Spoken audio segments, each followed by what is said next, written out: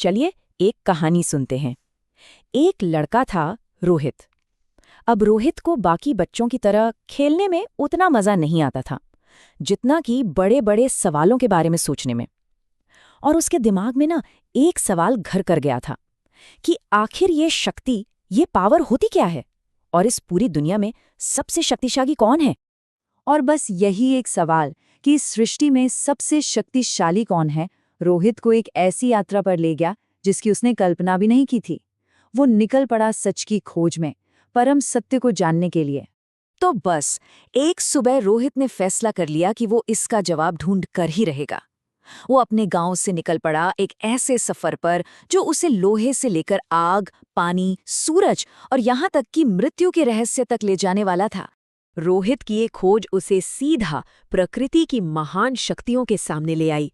उसकी यात्रा शुरू हुई एक बहुत बड़े विशाल लोहे के गेट से, और पता है, यहीं से शक्ति की एक परत तर परत पहेली सुलझनी शुरू हुई। तो उसने लोहे से पूछा, क्या तुम ही सबसे मजबूत हो? लोहे ने जवाब दिया, बच्चे, मैं सख्त तो बहुत हूं, इसमें कोई शक नहीं, लेकिन आग की एक लपट भी मुझे मोम की तरह पिघला सकती है। तो रोहित को पहली कड़ी मिल गई, आग लोहे से ज्यादा शक्तिशाली है। तो अब रोहित आग के पास पहुंचा। आग तो पूरी शान से जल रही थी। उसने कहा, हाँ, मैं लोहे को पिघला देती हूँ, लकड़ी को राख कर देती हूँ। लेकिन फिर उसने अपनी एक कमजोरी बताई, पर पानी की सिर्फ एक बूंद, बस एक बूंद ही मुझे शांत करने के लिए काफी है। ठीक है, तो अब रोहित पानी के पास गया। पानी ने कहा, मैं आग को बुझा सकता हूँ, बड़े बड़े पत्थरों को भी घिसकर चिकना कर सकता हूँ, लेकिन उसकी भी एक सीमा थी। उसने कहा, सूरज की जो जबरदस्त गर्मी है ना, वो मुझे भाप में बदल देती है। तो क्या इसका मतलब सूरज सबसे शक्तिशाली है? रोहित ने सूरज से पूछा। सूरज मुस्कुराया और बोला, हाँ, मेरी गर्मी से ही तो जीवन चलता है, पर जब आसमान में घने बादल छा जाते हैं तो वो मेरी रोशनी को भी ढक देते हैं। इसके बाद रोहित पहुंचा बादलों के पास। बादलों ने गरजते हुए कहा, बिल्कुल, हम सूरज को ढक सकते हैं, धरती पर झमाझम बारिश बरसा सकते हैं। लेकिन उन्होंने भी अपनी एक सीमा बताई, पर ये जो हवा है ना, वो हमें जहां चाहे वहां उड़ा कर ले जाती है। अब रोहित की मुलाकात हुई हवा से। हवा ने कहा, मैं तो बवंडर बन सकती हूँ, समुद्र में तूफान ला सकती हूँ, लेकिन जब मेरे रास्ते में कोई विशाल अडिग पर्वत आ जाता है तो मुझे भी अपना रास्ता बदलना पड़ता है, मुझे भी रुकना पड़ता है। तो चलिए एक नजर डालते हैं अब तक की शक्ति श्रृंखला पर। लोहा आग से कमजोर है, आग पानी से, पानी सूरज से, सूरज बादलों से, बादल हवा से, और हवा पर्वत के आगे रुक जाती है। तो क्या इसका मतलब ये है कि पर्वत ही सबसे शक्तिशाली है? क्या रोहित की खोज यहाँ खत्म हो गई? रोहित को लगा कि बस उससे जवाब मिल गया है, पर्वत ही सबसे शक्तिशाली है। लेकिन कहानी यहाँ खत्म नहीं होती। शक्ति की इस चेन में एक और कड़ी बाकी थी, जो प्रकृति से भी परे थी। जब रोहित ने बड़े आदर से पर्वत से पूछा, तो पर्वत ने एक ऐसा जवाब दिया जिसकी रोहित ने उम्मीद नहीं की थी। उसने कहा, मैं आसमान को छूता हूँ, हवा को रोकता हूँ, लेकिन इंसान, वो आता है और मुझे काट देता है, मेरे सीने में ही सुरंग बना देता है। रोहित की तो आंखें फटी की फटी रह गईं। उसने देखा कि एक इंसान विशाल चट्टानों को ऐसे तोड़ रहा था जैसे वो मिट्टी के हों। उसे लगा, आखिरकार उसे सबसे शक्तिशाली मिल ही गया, इंसान जो पहाड़ को भी झुका सकता है। लेकिन जब रोहित उस आदमी के पास गया और उससे पूछा, तो उसे एक और हैरान करने वाला जवाब मिला।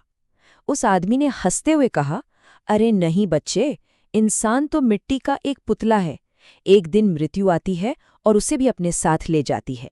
अब इस जवाब ने तो रोहित को एकदम निराश कर दिया।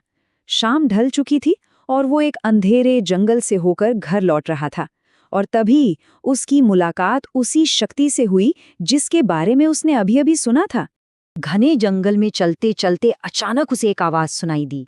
उस आवाज ने कहा कि उसे पता है कि इस दुनिया में सबसे शक्तिशाली कौन है। रोहित डरकर वहीं का वहीं जम गया। वो आवाज बोली, मैं मृत्यु हूं, हर कोई मुझसे डरता है, राजा हो या सैनिक, अमीर हो या गरीब, आज तक कोई मुझसे बच नहीं पाया। हजारों सालों से मैंने हर जिंदगी पर राज किया है। अब कहानी अपने सबसे अहम मोड़ पर पहुंचती है। मृत्यु, जिसे अब तक सबसे शक्तिशाली माना जा रहा था, एक ऐसा खुलासा करती है जो सब कुछ बदल कर रख देता है। रोहित की हैरानी का कोई ठिकाना नहीं रहा जब मृत्यु ने कहा, लेकिन एक दिन किसी ने मुझे भी हरा दिया। मृत्यु को कौन हरा सकता है? ये तो नामुमकिन लगता है ना?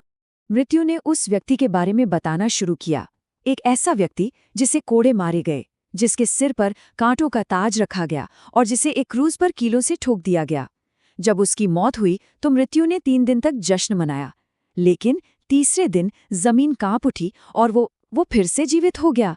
उसने साबित कर दिया कि प्रेम और जीवन मृत्यु से कहीं ज्यादा शक्तिशाली हैं। रोहित ने पूछा, कौन है वो? और मृत्यु ने कांपती हुई आवाज में जवाब दिया, प्रभु यीशु मसीह, वही सबसे शक्तिशाली है। रोहित के सवाल का आखिरी जवाब मिल चुका था, और ये जवाब किसी तलवार या ताकत के बारे में नहीं था। और जैसे ही मृत्यु ने ये कहा, जंगल का सारा अंधेरा छट गया। रोहित की यात्रा का अंत हो रहा था और एक तेज रोशनी ने उसे चारों तरफ से घेर लिया। ये सिर्फ एक जवाब नहीं था, ये एक बदलाव की शुरुआत थी। अचानक रोहित की आँख खुली और उसने खुद को अपने बिस्तर पर पाया।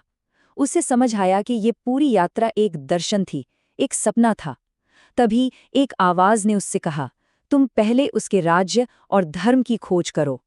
अब रोहित सिर्फ सवाल पूछने वाला लड़का नहीं रहा, बल्कि विश्वास और एक नई समझ से भरा हुआ इंसान बन गया था। तो रोहित की कहानी हमें एक बहुत बड़े सवाल पर लाकर छोड़ देती है।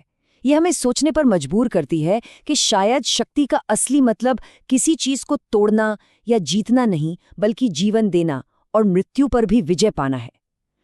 तो जरा सोचिए, हमारे लिए शक्ति का सच्चा अर्थ क्या है?